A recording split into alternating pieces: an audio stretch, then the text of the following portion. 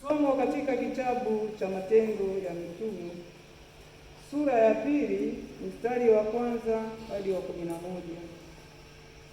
Hata ilipotimia siku ya Pentekoste, walikuwako wote mahali pamoja.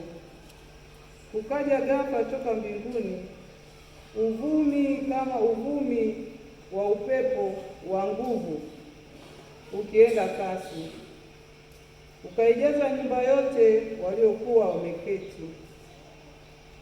Ukawatokea ndimi zilizogawanyika kama ndimi za moto uliowakalia kila mmoja wao. Wote wakajazwa Roho Mtakatifu, wakaanza kusema kwa lugha nyingine kama Roho alivyowajalia kutamka.